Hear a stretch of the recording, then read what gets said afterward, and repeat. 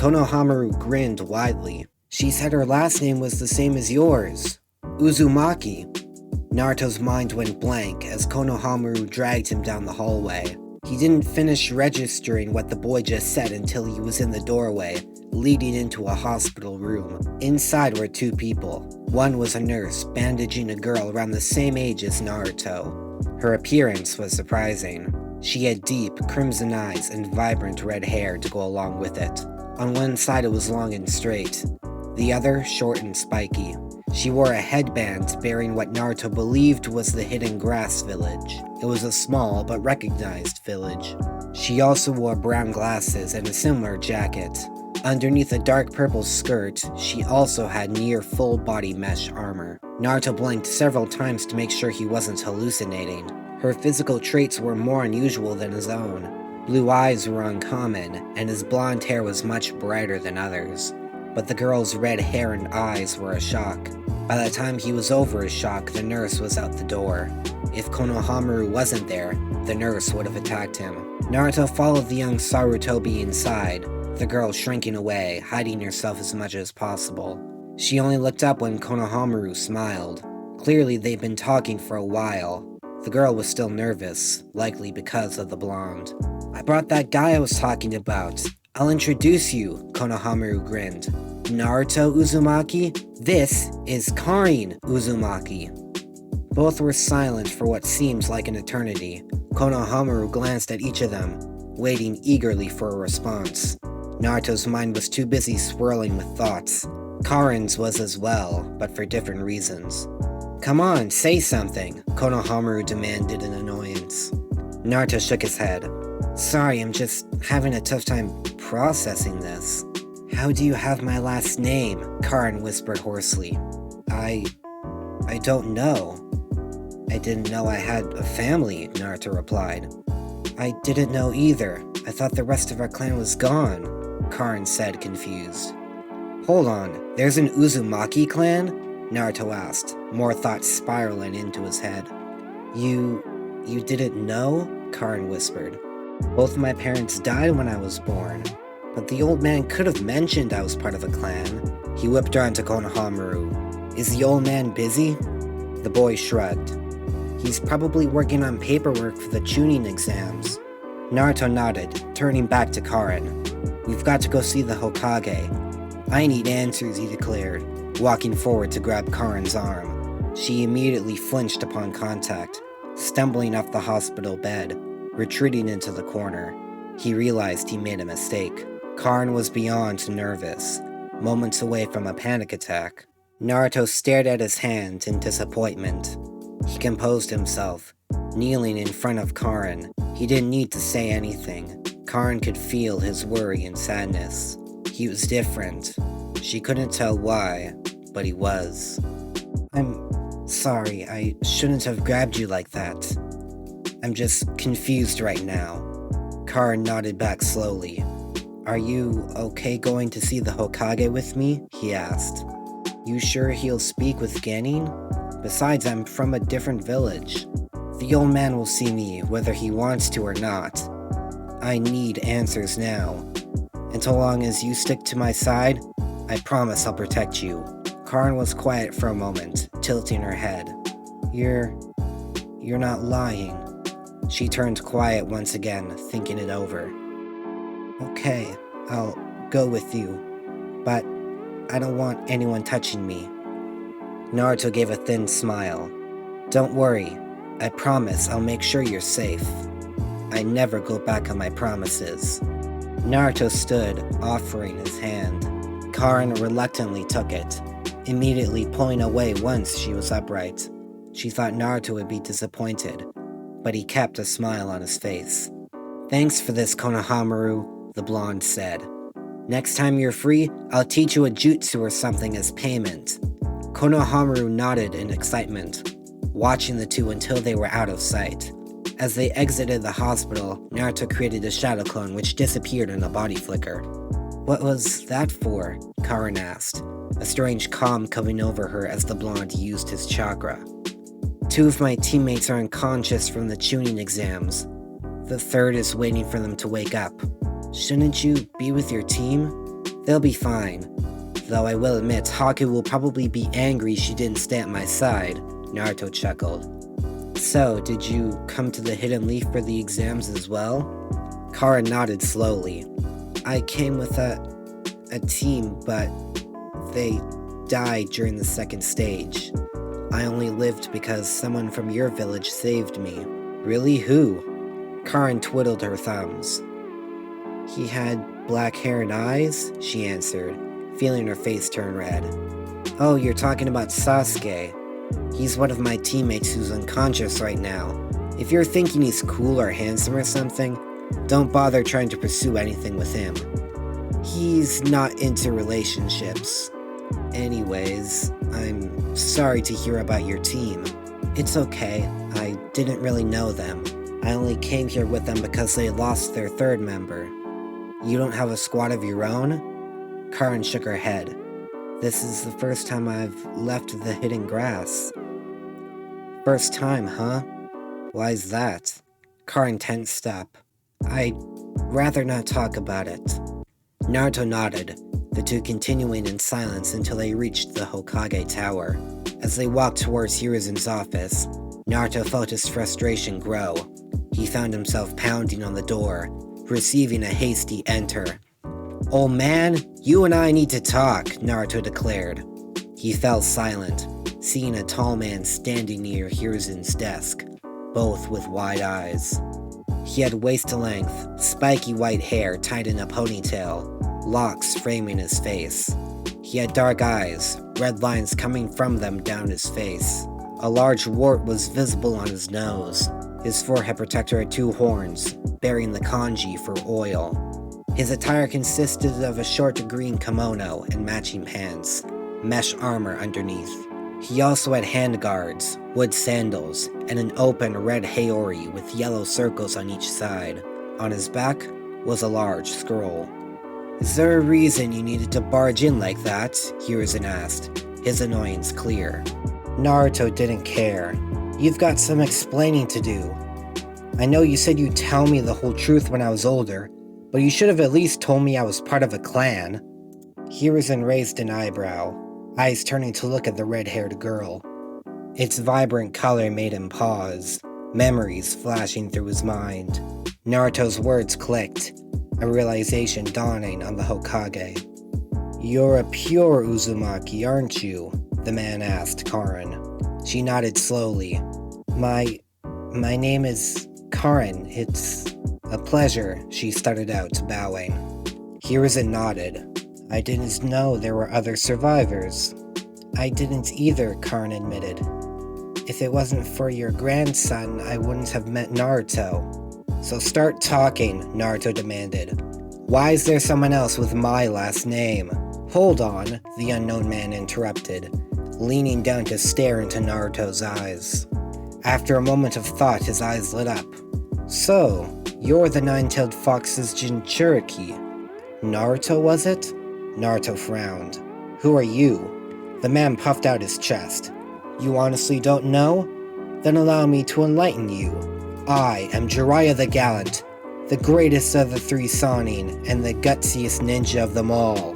Naruto's eyes widened, then narrowed in the span of a second. Orochimaru was more imposing. Jiraiya immediately began to sulk in the corner, Hiruzen chuckling softly. "Jiraiya is here for a few reasons. The first is annual updates from his network of spies. The second should be obvious, Orochimaru. But believe it or not, he's been wanting to meet you." Naruto sighed. "Cool, but that can wait. So for the last time, give me answers." This time the Sannin and the Hokage felt a burst of ki from the blonde. Jiraiya was put on edge, but Hiruzen stopped him. He wasn't expecting something like this to happen. He truly thought there were no other Uzumaki. Naruto had reason to be angry. He composed himself, staring at Naruto with calm eyes. "I'll make this simple for my sake. The Uzumaki was once a powerful clan. Seal Masters, nearly everyone. Incredible life force and life expectancy. They were so strong many of the hidden villages banded together to wipe them out." "Like the Uchiha?" Naruto asked. "Yes, But while they were defeated by one man in the dead of night, it took several months just to break into the hidden Whirlpool village, the home of the Uzumaki. The world assumed they were wiped out. At the time, I only knew two: Mito Uzumaki, the first Hokage's wife, and your mother. Hiruzen paused, allowing Naruto's mind to process everything. Your mother was brought here shortly before the destruction of the Whirlpool. She came to the leaf for one reason, the same as Mito. They were chosen to be the Jinchuriki of the Nine Tails. Only Uzumaki are capable of bearing this burden. But something went wrong during your birth. The seal keeping the fox caged up weakened, resulting in the Nine Tails attack. As an Uzumaki infant, the fourth Hokage had to seal the demon inside you. Naruto was stunned, stuttering his next words. What about my father? Naruto asked. He died in the attack as well. He wanted you to be safe, so he said I couldn't reveal his or your mother's identity until you're strong enough. I've decided to tell you if you become a Chunin. All I can say is that your father wasn't an Uzumaki, technically making you an impure Uzumaki. If he was, you would have the same red hair as Karin. Red hair is a sign of pure Uzumaki. A flurry of emotions ran through Naruto. He found himself stepping backward, stumbling against the wall. Karin moved to help him upright, trying her hardest not to flinch at the physical contact. Jiraiya noticed, however. You have that ability, don't you? He asked Karin, the pure Uzumaki turning to him with worry. What ability? You're wearing multiple layers of mesh armor. You want to limit physical contact as much as possible, and in case you need to, your mesh armor will prevent the sensation. I've only read about Uzumaki abilities, but I'd call the one you have more of a curse. If I remember correctly, it's called the Healing Bite. Karin's eyes went wide, her body tensing up. Naruto forced the shock of his family away, catching Karin before she slumped to the floor, losing consciousness shortly after. Jiraiya frowned sadly, turning to Hiruzen. As promised, I'll stay in the leaf until after the Chunin exams. I'll also begin Naruto's training immediately. Lastly, I'll prepare the search for Orochimaru. But first, I want to take Karin to the hospital for a proper examination. If she does have the healing bite, she's in serious danger. Why is that? Naruto asked, cradling his newfound cousin. At worst, she's been used by her village in one of the most inhumane ways possible. I wouldn't be surprised if she asked for asylum and abandoned the hidden grass. It would be the best course of action for her physical and mental well-being. Naruto nodded in vague understanding. Jiraiya walked forward, insisting he could take Karin. Naruto adamantly refused. She's my cousin. No offense, but I don't trust you yet. You've got the look. What look? The Sannin asked. The look of a pervert. I'd recognize it anywhere. Hiruzen let out a rare, genuine laugh. Spot on, Naruto. My old student is quite the pervert. He's written an entire series of popular erotic novels. Jiraiya huffed. Excuse me? Besides, I'm only interested in women, not kids. I'm not a monster. Orochimaru, he's the real monster in more than one way. I mean, he bit your friends to give them curse marks. Naruto shook his head. I'm still taking her myself. Besides, my team's already at the hospital, so I have reason to go. Less than an hour later, Naruto and Jiraiya were standing beside a hospital bed, a doctor performing some minor tests. Naruto made sure they didn't do anything drastic, much to the doctor's anger. If not for the Sannin's presence, he would have lashed out. I've got to get back to my team, pervy sage. Sasuke and Haku should wake up any minute now. I should be there, but I'll be right back. Alright, go. Wait, what did you just call me? Pervy sage, it seemed fitting, Naruto called back, dashing down the hallway towards his teammates. He turned the corner, seeing the door to the room still open. He skidded to a halt, coming face to face with Haku, holding an expression he'd never seen on her face before, frustration. Haku, admittedly, was still a girl of few emotions, even after 3 months of living in the leaf. It made Naruto both happy and confused to see her like this. Where were you? She asked, ice in her breath. I went to talk to Gaara, but then Konohamaru found me and he dragged me to an Uzumaki, which turned out to be an entirely new problem. Now I've got a cousin who's currently unconscious and being tested for some powerful ability, Naruto replied, being careful to rein in his own frustration and worry. Haku instantly regretted sounding so rude.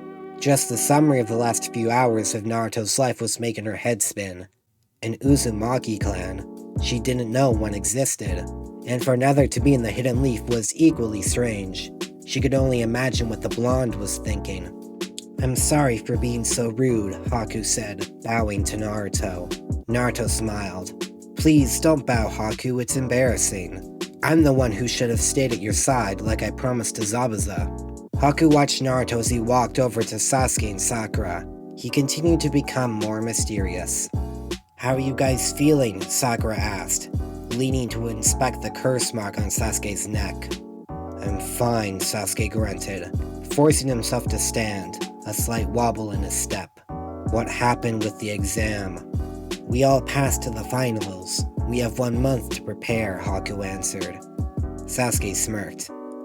That's more than enough time. So, where's Kakashi-sensei? Probably reporting to Lord Hokage, Sakura answered. He said we should take the day off tomorrow, to rest after the preliminaries. The day after that, he wants Team 7 to meet up and discuss what we're going to do for training. Sasuke frowned. Fine then. In that case, I'll be heading out. Are you sure you're alright? Sakura asked. Sasuke glared at the pink-haired girl coldly. I'm fine. You should worry about yourself. Honestly, I'm surprised you even made it to the finals. But I doubt you'll make it far unless you pick up the slack. Sakura was taken aback, Naruto frowning. There's no need to be so rude. Sakura fought hard for a spot in the finals. Sasuke scoffed in response. Are you sure the curse mark isn't agitating you? It's sealed, isn't it? Haku shook her head. Partially. Kakashi-sensei was unable to fully seal them, only restrict it. It will only remain sealed if your willpower is strong enough. If you don't wish to use it, then it won't activate. Sasuke nodded, careful to hide his smirk. He wouldn't admit it, but he was interested in using it again. Without a word, he walked past his team, glaring at Naruto, who stared back with equal intensity. A dark feeling loomed between them, though neither could explain why. The Uchiha exited, leaving Naruto and the girls behind. You should get going too, Sakura. I can tell you need the rest, Naruto said. You should rest too, Haku. I'll join you later, he added, walking back towards Karin and Jiraiya. Sorry, but I'm staying, Haku stated.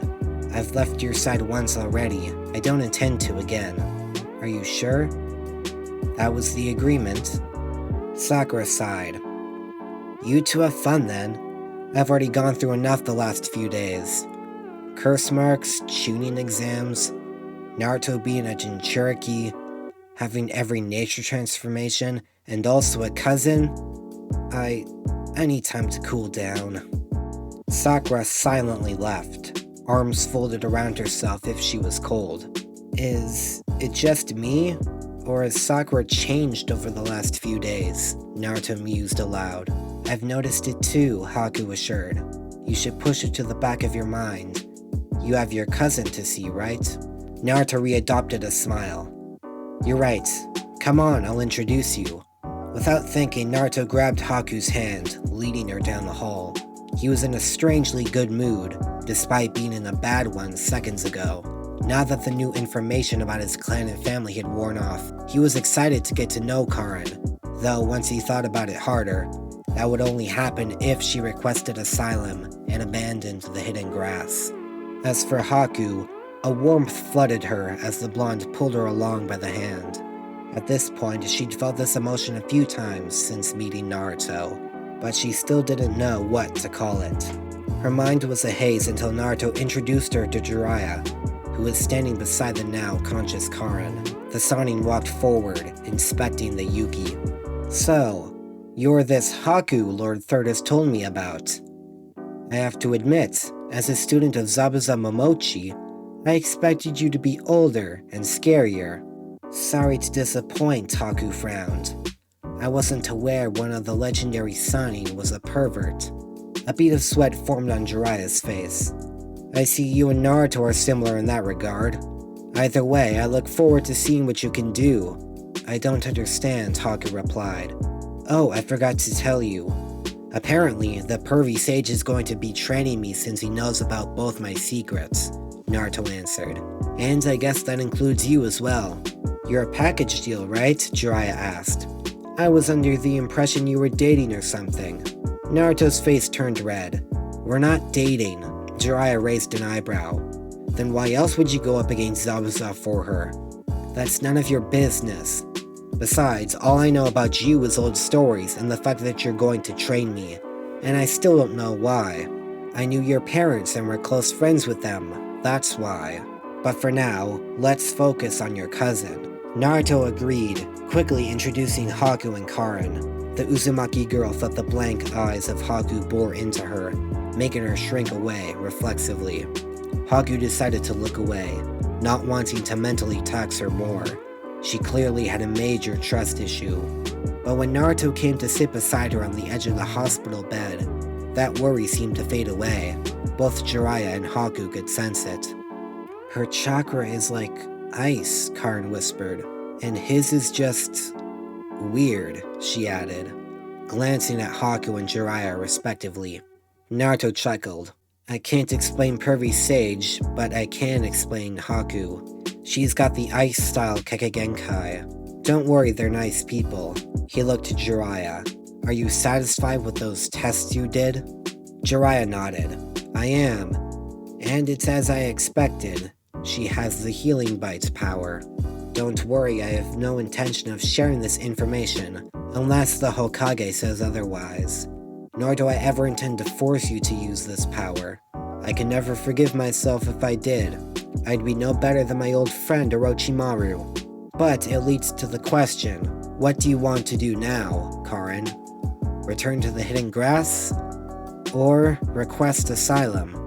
Karin glanced at him, then back to Naruto. She felt like he was the only one she could trust for now.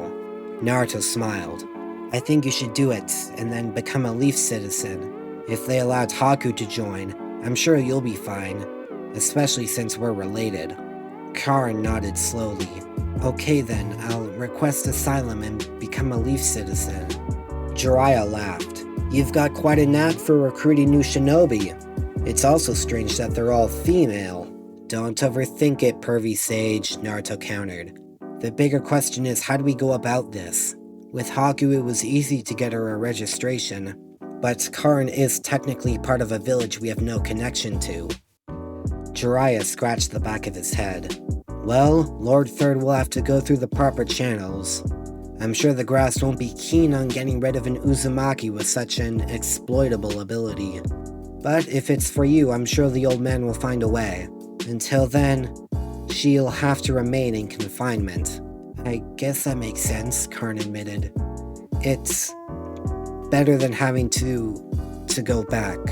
Naruto felt a pain in his chest hearing her voice. There was so much sadness in it. Pain. Indescribable pain. He couldn't begin to imagine what she'd experienced. But just from the name Healing Bite, he doubted it was very good. The blonde turned to Haku. I'll be staying with her until she's released. Haku didn't bother to argue. She knew the boy wouldn't bend on this. At least have some shadow clones training while you stay with her. Naruto nodded. Having them train would be a good way to work on his other elemental affinities, while Jiraiya focused on Haku until Karin was released. Luckily, it only took 5 days for everything to be sorted. Hiruzen was persuasive enough to make the Hidden Grass revoke Karin's status as one of their shinobi. It would be more accurate to say Hiruzen threatened them, since the Uzumaki were technically aligned with the Leaf, even though they were mostly gone. Naruto and Karin ended up talking a lot, though the blonde did most of it. Karin was still sensitive to talking about her past besides the basics. Naruto didn't dare ask her about Healing Bite. as it seemed to be her biggest fear. Outside, Naruto's shadow clones had been working around the clock to learn water, earth, and lightning style. At this point, he had roughly equal mastery of each element, wind having a slight lead. Haku had been working with Jiraiya, the Sannin clearly proficient at maximizing the effects of techniques. He'd spent his time with Haku having her improve her proficiency with ice and wind style. But now that Karn was a Leaf citizen, Hiruzen decided to take her in until after the Chunin exams. She needed to decide what she wanted to do now, stay a ninja or become a civilian. The Hokage also wanted Naruto to focus on his training instead of her. The blonde agreed, since if he became a Chunin, the old man would have to tell him everything about his past. He'd have plenty of time to see Karn between training sessions, and after the exams. After making sure Karn was comfortable, Naruto joined Haku as they left to meet Jiraiya. They found him at the hot springs, doing what all perverts do at the hot springs. Naruto snickered, summoning an icy breeze and sending it towards Jiraiya. The Sannin yelped at the temperature change, turning to face the two Genin. After hastily trying to explain himself, he decided to look Naruto over and assess his skills as they retreated into the forest nearby. Well, Kakashi wasn't kidding when he said you had incredible chakra reserves. Even though you're only half Uzumaki, it's still on par with a pure member. Physically, I'd say you don't have much in the way of improvement without stunting your growth. All that leaves is 3 options: elemental chakra, Kekkei Genkai abilities, or the nine-tailed fox.